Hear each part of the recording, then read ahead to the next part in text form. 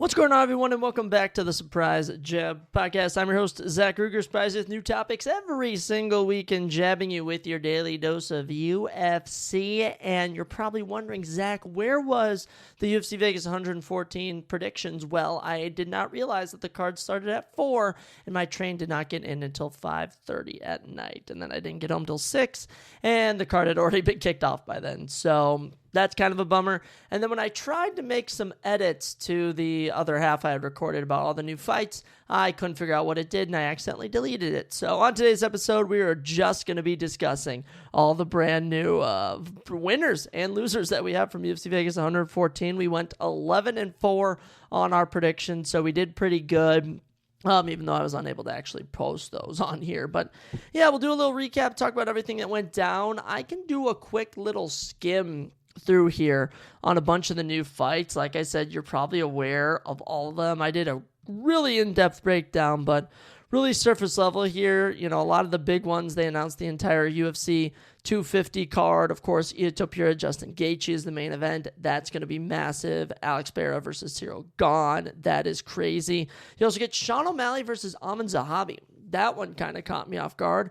Mauricio Ruffi and Michael Chandler, very interesting. Bo Nickel versus Kyle Dawkins. No idea how Kyle Dawkins wound up on here. And Diego Lopez versus Steve Garcia. So on the literal card happening on the White House, a card that is designed for Americans, pretty much I'm going to predict maybe one or two Americans will win on this card. I mean, I like Sean O'Malley's odds against Amin Zahabi. He's a Canadian. The main event, I don't really think Justin Gaethje has a chance. And, you know, I do think Bo Nickel and Steve Garcia will get it done. So UFC 250, I don't think it's anything people expected it to be, but I don't think it's as bad as it could have been.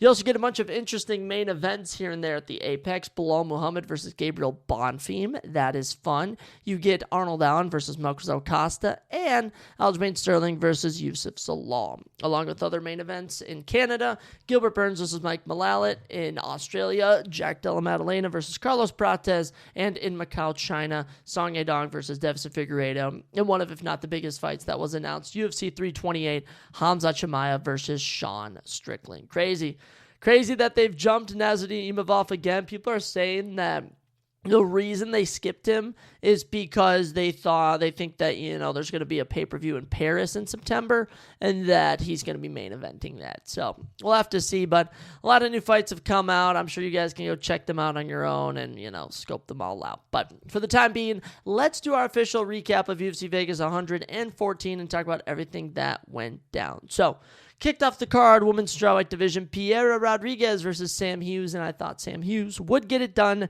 She ended up not getting it done, and Piera Rodriguez won every single round. Got it done on the feet, I will say. 107 significant strikes as opposed to only 77 for Sam Hughes. So Sam goes 0 for 7 on takedowns. That proved to be fatal for her. This will be her first loss since 2024, and her 3-fight winning streak comes to an end. I thought she was a good underdog, but hey, Piera Rodriguez, do your thing. Piera Rodriguez now on a 3-fight win streak of her own. And this will be her third win in the last, I want to say, just under 2 years. Probably closer to like a year and a half, I'd say. So good work, Piera. You know, it's women's strawweight. You know, you're always going to have matchups to be had, always going to be stuff to get done, and that's just how the division goes. So will either of these women be getting a ranked opportunity? I wouldn't necessarily bank on it. If I'm just being honest, you know, I think for Piera Rodriguez, there's going to be some fun options out there for her to fight. I am trying to think of one off the top of my head. I know Alice Ardeline is on a little 2-fight wing streak. She had a decent 2025 going 2-0. I think her versus Piera Rodriguez could be a fun fight. And then as for, what to do with Sam Hughes? I mean, Sam is... they'll probably keep her around, but maybe they could have her fight. I'm really reaching here, guys. I'm trying to think of a random woman that she could take on. Maybe Angela Hill. I don't know. We'll have to see. But yeah, good win for Piera Rodriguez, opening the card. Decent women's fight. It wasn't boring. It was just kind of like, run-of-the-mill fight. There you go. Next up on the docket, we got things rolling again with a fun matchup between, as my screen reloads, Hector Souza and Luan Lacerda. And Hector Souza making the jump from the Contender Series. These Season 9 fighters, guys, I kid you not, this is the best season of all time. The Season 9 fighters are going to take the UFC by storm. They got to up it in Season 10. That's all I know. But Hector Souza brings it to Luan Lacerda, wins all 3 rounds, and just dominates. Really does. 104 significant strikes to 62. Defends 7 of 11 takedowns Luan threw at him, and only was controlled for 3 minutes. So very impressive stuff there. He actually got better with the striking as the fight went along, and this was impressive stuff for him. So Hector Souza extends the winning streak to 12, keeps up the momentum. He is now 15-1 for the Guanche Warrior. Yeah, good work for you, Hector Souza. And for the men's bantamweight division, it's deep. It's super deep, and you're going to get some fun matchups out of Hector Souza coming up here. As for Luan Lacerda, he's 1-3 in the UFC. He has 1 win over Salmon Oliveira.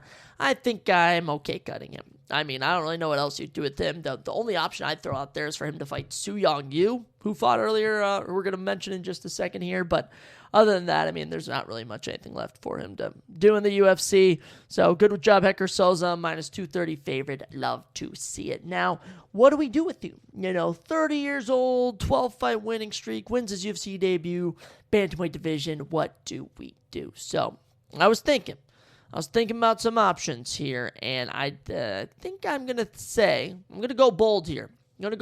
Guys. I think maybe a matchup with Algonquin. Okay, Algonquin, Aoriqileng. He's the Mongolian murderer. He's very tough. He's coming off a round 1 knockout of Cody Gibson back in October. And he's fought some tough guys, Alman Zahabi, Raul Rosas Jr. So I definitely think that would be a fun fight for Hector Souza to get involved with next. Could be some fun matchmaking. But as for this fight, great work. Next up, I think I have my new favorite, women's bantamweight. Bia Mesquita runs through Montezet Rendon. I mean, domination. All right, improves to 7-0 and has all of her wins by finish. Crazy. This fight literally barely got kicked off. Bia shoots a takedown. All right, Montezet, by the way, tried to throw 8 significant strikes, didn't land a single thing. Bia takes her back, locks in a rear naked chokehold, even almost dropped her essentially. They ruled it a not an official knockdown. They ruled it as kind of like a failed takedown attempt slash just falling. But we all know it was a knockdown, and the minus 450 favorite Bia Mosquito runs through Rizone. Oh my gosh. This was crazy, guys, and I'm hyped for her. I'm hyped because guess what? You win your first 2 UFC fights, both with rear naked chokeholds, both finishes. You best bet you're heading to the rankings, but against 2? Tough to say. Really tough to say. I think someone in the bottom 15, I could maybe get behind Nora Cernole, who just lost to Jocelyn Edwards. I could also get behind Myro Bueno Silva, who just lost to Jacqueline Cavalcante. I could even get behind them throwing Misha Tate at her just to give her a big name. So great work for Bia Mesquita, the Lady Goat. I guess she is the Lady Goat. I guess she is. 5th career win by sub. Also has a knockout. Oh, so I guess she has 1 win by decision. But she's an absolute killer. So much fun. And no. So she has all her wins by finish, I'm pretty sure. So good win, Bia Mesquita. Someone in the bottom 15 of women's bantamweight. I'm excited to see it. And at 34, she's got a lot of potential. Really a lot of potential here in the Lady Goat. What a fun nickname. Love to see it. For Montezet Rendon, I mean, she's 2-2 in the UFC. They'll probably give her 1 more crack at someone. How about the lady that Bia Mesquita just finished? What about Irina Alekseeva? Or how about Claudia Segula even? Or Priscilla Cachoeira? Unlimited options for Rendon, or they cut her. Doesn't really matter, but Bia Mesquita is a legend. Next up, the middleweight division, Eric Anders and Brad Tavares. And son of a gun, I thought Brad had this. I'm going to be honest, man. Eric Anders is a dog. He rallies here. I was torn between the 2, but I ended up going with Brad, and at the end of the day, Eric got it done. Round 1. So Anthony Manis had this 30-27. Everyone knows this was a 29-28. This came down to the final round. Round 1 to Eric, round 2 to Brad, and then round 3 it was a close one, which lent towards Eric. And he got it done with the takedowns. 3 of 9, 9 minutes of control time. That'll do it. But Brad dropped him. Eric had to eat a big punch, was dropped in round 2, was actually significantly outstruck 48-35, but he manages to get the win. And then out of nowhere, I didn't realize this, but I think he had been waiting to do this for almost a year and a half now, was to go out on a win. He retires. Your boy Eric Anders retires. Wow. Wow, I can't believe it. No more Eric Anders than the UFC legend of the game. I mean, he had been with the company now for 9 years. And just to throw out some names that he fought, took Lyoto Machida to a split decision. Had a fight of the night main event against Thiago Santos. He took Khalil Roundtree Jr. to a decision. Holds wins over Gerald Mearshart, Kyle Dawkins, Chris Weidman. Okay, he finished Chris Weidman and also has taken on Andre Muniz, Jung Young Park, fought some tough guys. So, Eric Anders, what a career, man, and what a way to go out. What a way to go out. You know, this would have won fight of the night, I think, on most regular Apex cards, but for some reason, this Apex card was on the juice. This is one of the best Apex cards that I've seen in a while. I mean, I'm going to probably do a little tally of all my rankings of stuff just to get a little current tally going, but man, impressive stuff from Eric Anders, ending his career on a win. As for Brad, you know, he's 38, 2-fight losing streak, 1-4 in his last 5. He's 2-6 in his last 8. I don't know what Brad's still fighting for, but let's find him another veteran to fight. Okay, there's got to be another veteran for Brad to fight. If Eric can go out on a loss, let's try and give Brad a victory to go out on a loss again. So I don't know against who. If I'm being honest, it's kind of tricky to choose someone, but Andre Puliev could be an opportunity, a name just to throw out there. He could also, gosh, guys, I'm really reaching here. Marc-Andre Barriault. Has he fought Marc-Andre Barriault? That's the fight I want to see. Marc-Andre Barriault versus Brad Tavares. Let's run it up. That's a fun fight. Make it happen. Next up, we had our first performance bonus of the night. One of the nastiest knockouts of the year. This is in the running for knockout of the year. I just want to tell you guys that. Hands down, Manuel Sosa runs through Balaji Oki. And I was nervous here, guys, because I was really leaning towards picking Balaji. Ended up going with Manuel Sosa. Did not regret it whatsoever. Make that 3 straight wins for him. It also gives Manuel his 9th career knockout, 12th career finish, and he flatlines him with 40 seconds left in the fight and then screams down at him just passed out on the mat. Oh my goodness. Manuel Sosa earning some fans in this one. Manimuto. I don't even know what that means. I don't know what Manimuto means, but it's his nickname, so it must mean something badass. As far as the fight goes, Balaji was actually outstriking him. 84-71 total for the fight, significantly 108-86 total. Even landed a takedown in round 1. But the power with Manuel was evident from the jump. Round 1 dropped him, and you're kind of like, okay, he's good. Even tried to lock up a sub. And then round 3, round 2, Balaji looked good, was really fighting hard, but then round 3 just took over 48 significant strikes at 32 and knocks him out with 40 seconds left. So Manuel Sosa, another season 9 contender guy making the jump. It's crazy. These guys are on the juice. I don't get it. Manuel Sosa, you absolute beauty. Love it. You savage. It was so fun to see. As for Balaji Oki, my boy is just... my boy's going through it. You know, he's 1-3 in his last 4. You know, he's actually 2-3 in the UFC. And just his last 2 fights, he's been doing good, but just is running into killers. Mason Jones, Manuel Sosa, Chris Duncan. Like, can we give my guy a break? Can we give my guy a break or something? Just funny. Just funny. So, Balaji Oki, I have no doubt you will be back, my man. They are definitely going to give him opportunities at lightweight. I mean, sky's the limit. Sky is really the limit with him because, you know, he's fun. He's feisty. We don't have much fighters from Belgium, so I would love to see them, you know, get another opportunity. I think the first name that's coming to mind is the winner of Terrence McKinney and Kyle Nelson. That's going down at the end of March, and I think whoever wins that should take on Balaji Oki, or even whoever loses that should take on Balaji Oki. Would be a fun fight either way. For Manuel Sosa, you're going to skyrocket up there, my guy. You are now 14-1. You have now had 2 round 3 knockouts, one on the Contender Series, one in your UFC debut. You're going to be getting some opportunities here. So who should we throw Manuel Sosa against next? You know, he's 28. He's from Brazil. He was a minus 350 favorite and, you know, got the finish just as it looked like he should. So I'm going to throw out the name just because I like to match make similar guys. I actually have 2 options. So they recently announced that Jeremy Stevens is taking on Bobby King Green. I unfortunately think whoever wins that should take on Manuel Sosa. The other option, which I think would be a high-level fight, is between the winner of Mason Jones and Axel Sola. Those are 2 Cage Warriors legends. I would love to see the winner of that take on Manuel Sosa. So, Sosa, great work. Love to see it. Excellent knockout performance bonus. They only gave out 2 on this card. And, you know, there was a lot of good finishes. So, this really shows you how dominant he was. Next up, we're in the bantamweight division. Elijah Smith taking on Su Young Yu. And, man, Elijah Smith is good. This kid's a talent. This is who we thought Malcolm Wellmaker was going to be. I kid you not, because he performed so well here as a minus 200 favorite, only 23 years old, extending his winning streak to 8 and getting only his second career submission. Good job to Elijah Smith. 10-1 now and is 3-0 in the UFC. He's a Season 8 Contender Series veteran. Su Young-Yu gave him some trouble. This did not come without some struggle. 4 of 7 takedowns landed by Su in round number 1, and Elijah did his best to reverse it, try and get this, get back momentum, but was kind of dealing with trouble. And then, unfortunately for Su Young-Yu, he left his chin hanging out there. Elijah drops him, immediately starts laying in punches, is so smart to not stay up with the punches, locks in an easy rear naked chokehold. Night-night Su Young-Yu as he taps. Another victory for your man, Elijah Smith. Good work. Good work. And this was a big win for him. Su Young-Yu was 16-3.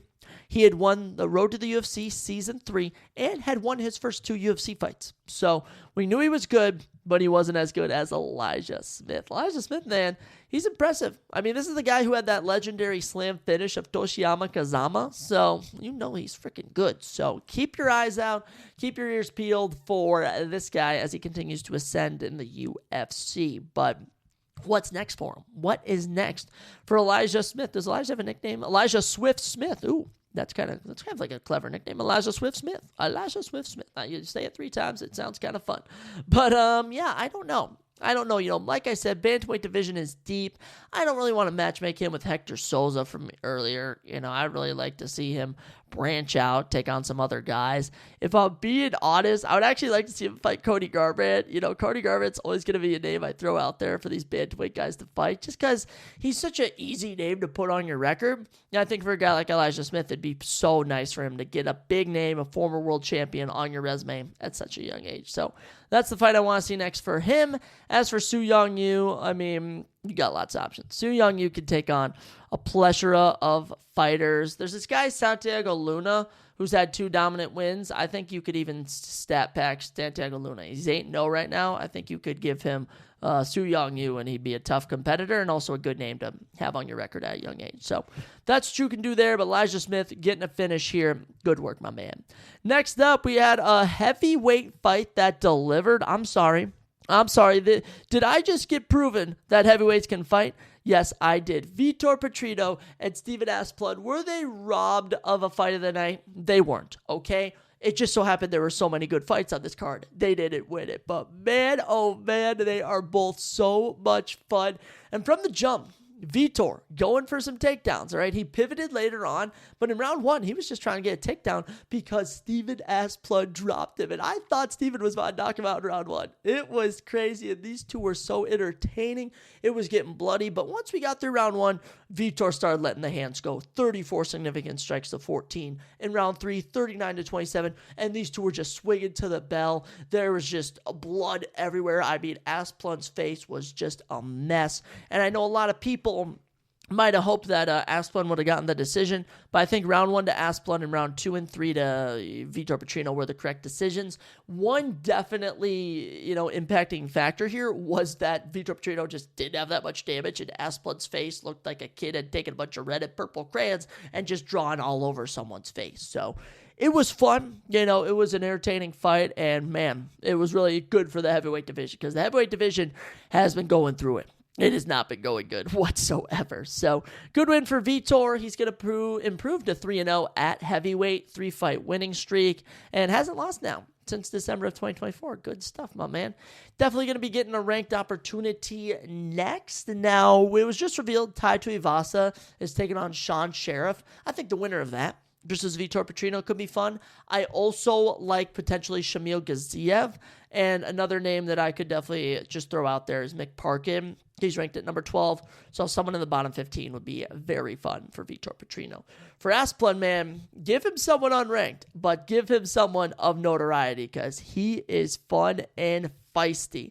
I could definitely see someone like Thomas Peterson. He's got a matchup with Guilherme Pat. The winner of that versus Steven Asplund, that's the fight to make. But this fight proved to me that both these guys can hang, and especially for Steven Asplund. He's a guy not a lot of people thought would be doing pretty good coming into the UFC, and so far, he's taking it by storm. So good job to the big boys. Vitor gets it done. Another favorite takes the cake. Next up, we had Majtebek Orlbai taking on Chris Curtis. And Chris Curtis, I feel bad for him, man. I really do. He has to fight tough guys, and when you fight tough guys, sometimes you're just not as tough. Now, I will say the most impressive thing about this is that Chris Curtis didn't get finished, but what Majtebek Orlbai did in this fight was actually set the, I think this was it the middleweight or was it the welterweight? It was the welterweight takedown record. He landed 19 of 24 takedown attempts on Chris Curtis here. Oh my goodness. 7 in round 1, 7 in round 2, and 5 in round 3 for a total of 12 minutes and 33 seconds of control time. And Curtis was only able to get out 12 significant strikes, 57 total strikes. I mean, this was just domination from Orlbai here. I mean, every single time Chris would get up, he'd just get taken down. Now, Majtebek was all about control here.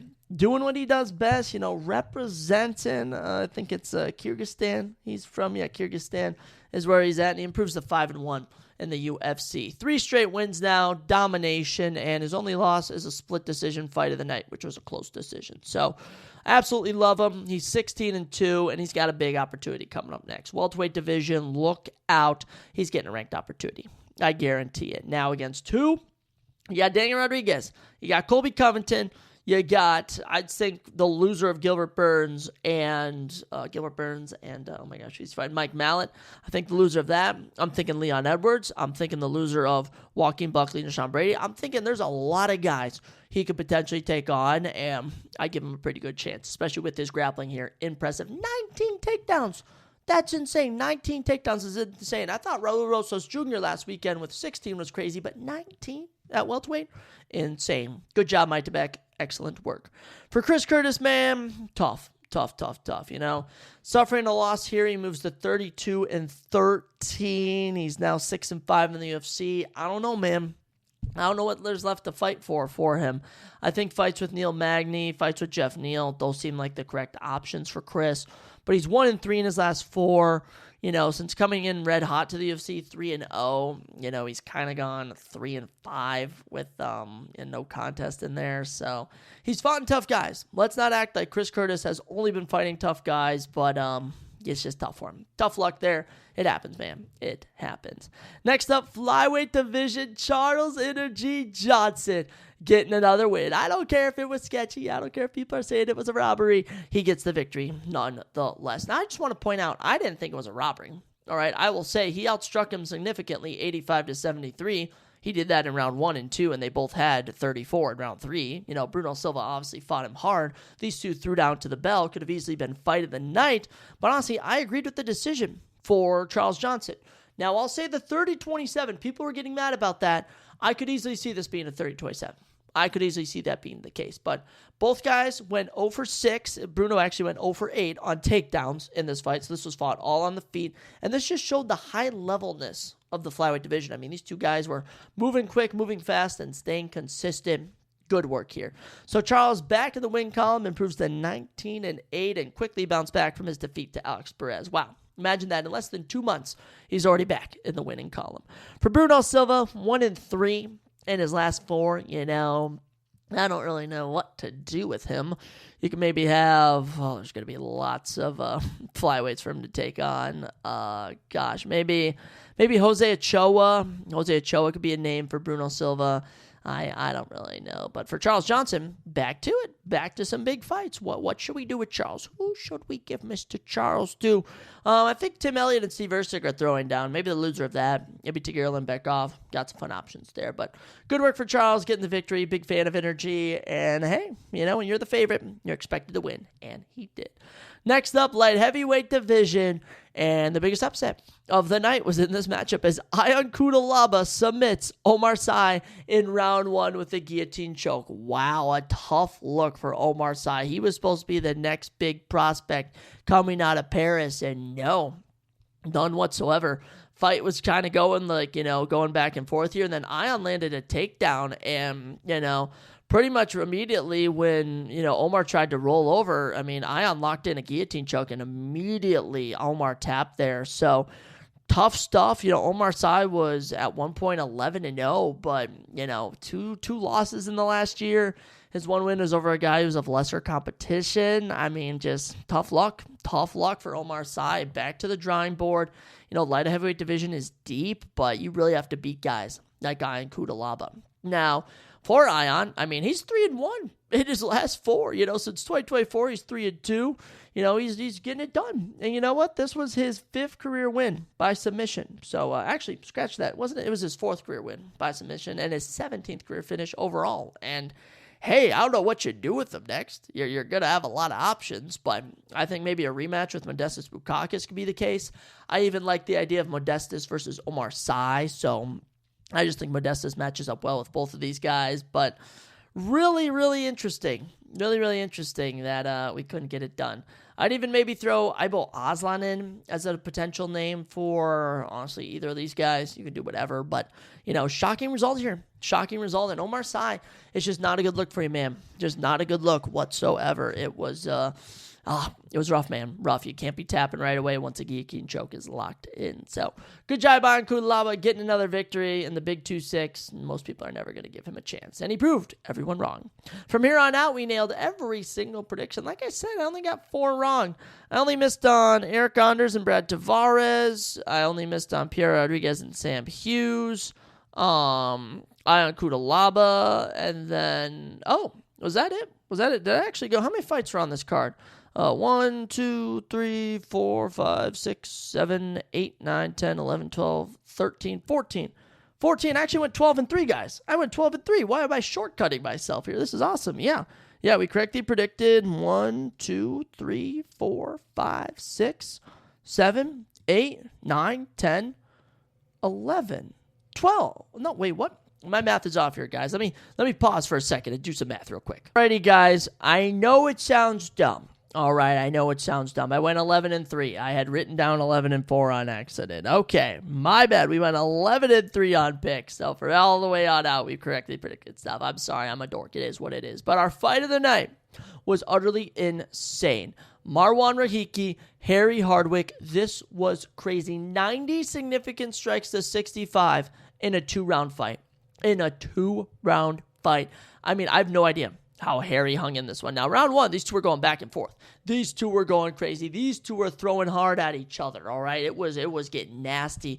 But when we got to round 2, I have never seen a man like Harry Hardwick eat as many punches as he did from Marwan and not even get dropped. He was eating head kicks. He was getting clipped left, right, and center. He broke his freaking jaw. His corner stopped the fight after round 2 because his jaw was freaking broken. I mean, Marwan was throwing hooks. He was throwing uppercuts. Harry was firing back, but it was just no regard. Rahiki was just laying into him. It was freaking crazy, and I was loving every second of it. Make that the 7th career knockout in the career, I guess a TKO, if you will, for Marwan Rahiki. And he improves to 8-0. And I mean, this was the exact same thing we saw in the Contender Series. Like, this guy is such a dog, and he's only 23. He fights out of New Zealand, South Australia. He's crazy. He's crazy, man, and I was loving every minute of it. Loving every minute of it. You know that 80s song? Yeah, that's what I was loving with this fight. Great work from Marwan. I mean, this is going to put him on the map at featherweight. You are going to get fun fights when you're having performances like this. As for our man Harry Hardwick, I mean, I just don't know if he's cut out for the UFC. I think they'll give him another fight once he recovers, but I'll be honest, like, dude just does not seem cut out for the UFC. If I could give him a name of someone to fight, maybe Christian Rodriguez could be an option. Maybe Julian Erosa could be another name. Yeah, I know Julian's taking on Larian Douglas, so maybe if he wins or loses that, but I don't know. As for Marwan Rahiki, I mean, you just won a fight of the night. You just won one of the best fights of the year, Marwan. I'm ecstatic to see what he does next. So in terms of the featherweight division, I honestly would kind of like to matchmake him with Andre Fili on the same card, but I could see them going a lot of routes. So, fight of the night delivered. Fight of the night was awesome. It was such a blast to watch. Next up, Jose Delgado and Andre Fili. Like I said, close fight here. Very close. Jose gets the split decision nod.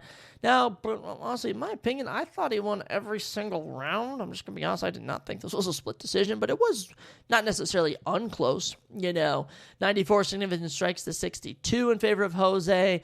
Andre landed 4 of 6 takedowns, but only for 59 seconds of control time. I know Jose landed a takedown as well in round 2. He had like 30 seconds of control time, but tail of this fight, just back and forth to the end of the bell. Two guys that really wanted the victory here, but at the end of the day, Jose pulls it out. I mean, he's been killing it so much. I mean, this guy's crazy. This guy is so good. He's 11-2. Only loss is a close decision to Nathaniel Wood. So not going to hold that against him at all.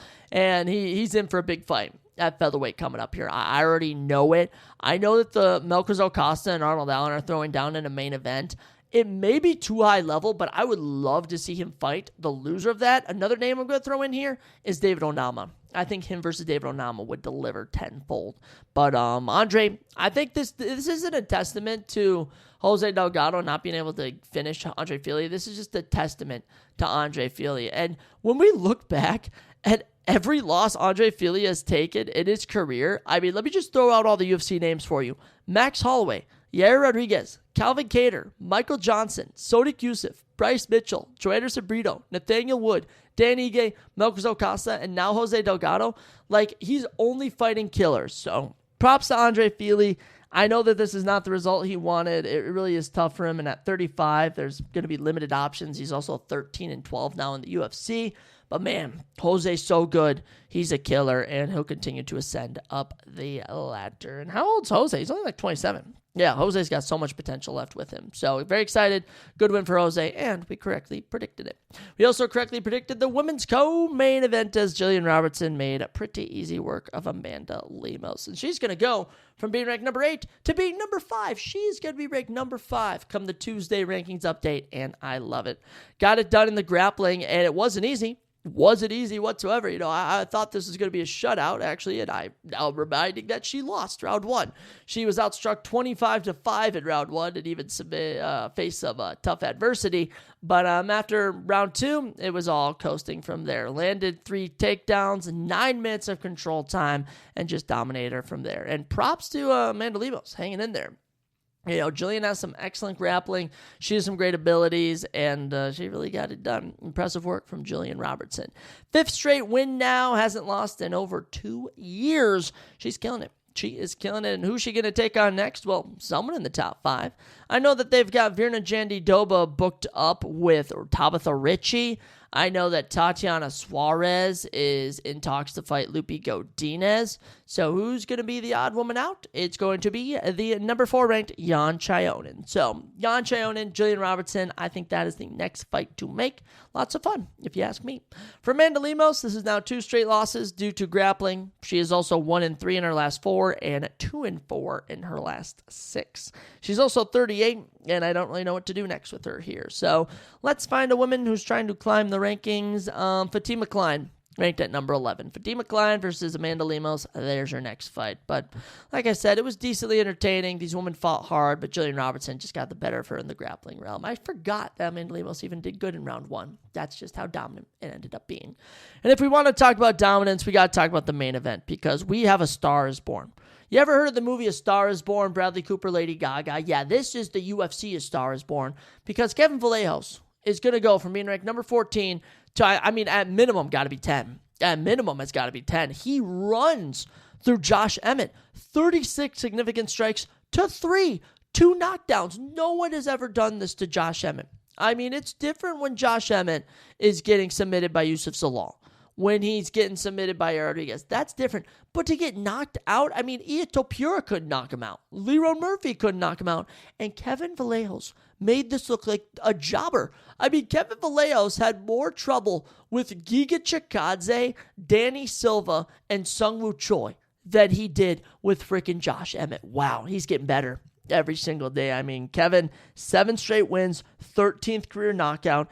All of his wins are by finish. And guess what? The only man to beat him is Gene Silva on the Contender Series. I am pumped to see that rematch. But man, oh man, Kevin's 18-1 and he's only 24. Like, Argentina, you have finally found your guy. Everyone thought it was going to be Esteban Ribovics. Everyone thought it was going to be, oh my gosh, another guy. There's another Argentinian that everyone thought was going to be an absolute killer. Turned out Francisco Prado.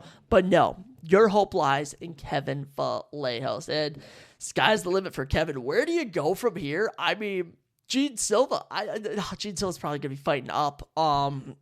Gosh, maybe Yair Rodriguez. Like, I want to get this guy in the top 10, top 5. Like, Kevin Vallejos has me absolutely amped. It's so funny, guys, that we didn't predict a single main event correctly through the first 2 months of the year. Already, we have nailed both the main events in March. And I'll be honest, I had round 2 knockout for Kevin. I thought that he was going to piece him up in round number 2, but no, instead, he just brutalized him. And props to Herb Dean. He gave Josh so many opportunities, but I don't think you guys understand how vicious this was. Like, Josh was dropped. He was getting hit with elbows. He was getting hit with knees. He was eating some violent punches, and it was game over when he tried to throw his big overhand right, and literally Kevin just, like, barely leaned his head back. Emmett slips, eats another knee, eats more punches, eventually crumbles, and Herb steps in. So, Kevin Vallejos, you absolute beauty. My favorite main event performance so far this year. I think so. You know, we've had a lot of impressive ones, but what Kevin Vallejos just did, mighty impressive. Excellent work to Kevin El Chino Vallejos. So big fights coming up for him next.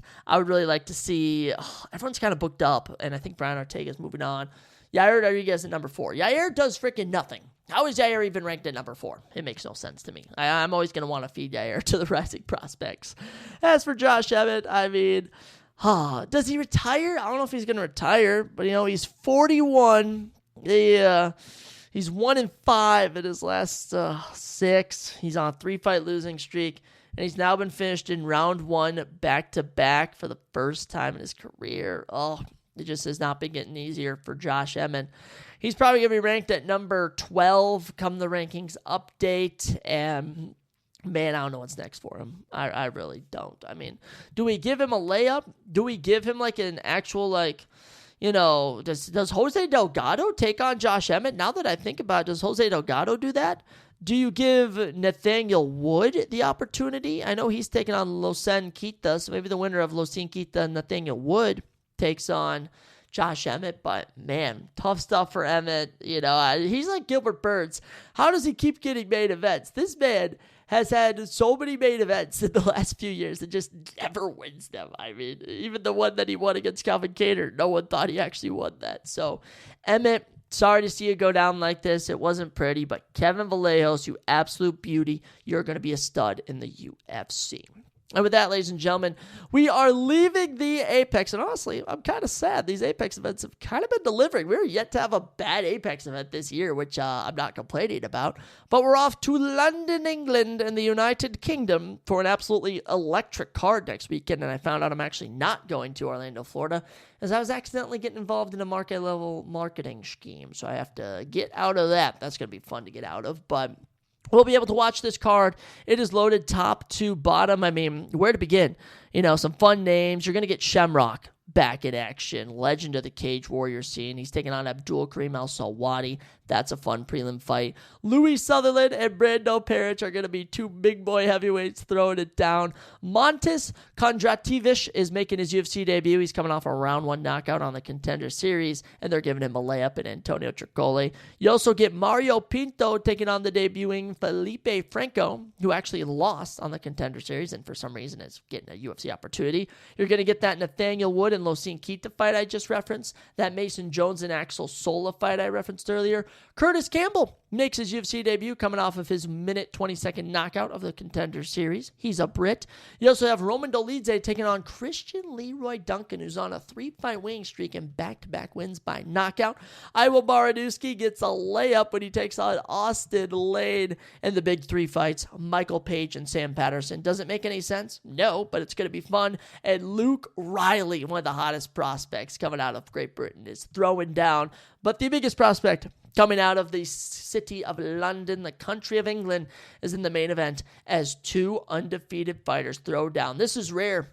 This is so rare, guys. I'm trying to think of the last time we had 2 undefeated guys going down like this. Was it Paulo Costa and Israel Adesanya? It is so rare you see undefeated fighters throwing down, and you get Mozrayevlov, who's 19-0, taking on Leron Murphy, who is 17-0. Now, the one thing I'm going to point out is that Movsar Evloev has not fought since December of 2024 when he defeated Aljamain Sterling. Lerone Murphy, on the other hand, in that time span, has gone out and beaten Josh Emmett and knocked out Aaron Pico. So, I don't know what's going to happen. I really want to root for Lerone Murphy. My only worry is that the grappling's just going to be too great for him. Okay, the only times we have seen Lerone Murphy struggle is with the grappling, okay?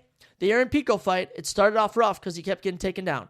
Josh Emmett found success against him less than a year ago from landing takedowns. Dan Ige landed a takedown against him. Okay, Gabriel Santos almost beat him in the closest fight of his career, landing takedowns. Makwan Amirkhani dominated him in round 1 due to the takedowns. Now, some of those fights, we've already reached 5 years out. But the most recent ones, last year, Josh Emmett and Aaron Pico were landing takedowns on him. So I'm really leaning towards Lerone. Obviously, I'm going to have to decide by next weekend who I'm going to go with. But if I don't go with Lerone, like my only reasoning for Movsar, I do not think he's a more entertaining fighter. I want to tell you guys something is that, Lerone Murphy has a lot of fun finishes in the UFC. The Ricardo Ramos knockout, the Makwan Amirkhani knockout, the fight of the night against Edson Barbosa, and most recently, the knockout of the year last year against Aaron Pico. Movsar Evloev hasn't even ever attempted a submission attempt. Maybe twice in his UFC career, he's attempted a submission, never landed a knockdown. All he does is land takedowns and win fights somehow. So he's 9-0 off of takedowns. I don't know what's going to happen, so we have a week to ponder what's going down. But ladies and gentlemen, we also have some more fun news. The March Madness bracket drops tonight. You already know I'm heading to a printer. I'm printing out way too many brackets, and I'm diving fully in. And you best bet this upcoming week, we'll be doing an episode where we drop our official bracket. So we're hammering out episodes left, right, and center. And I also need to edit one. We have our special guest coming on, and I have not edited, or he already came on, and I need to edit that episode. So I should do that today. But ladies and gentlemen, UFC Vegas 114 absolutely delivered. I apologize. I was unable to get the predictions video out, or was I able to actually, save the file where I talked about all the new UFC fights. But a lot of fun stuff coming up, guys. I'm excited for what the future brings. And you already know I'll catch you next time on the Surprise Jab Podcast.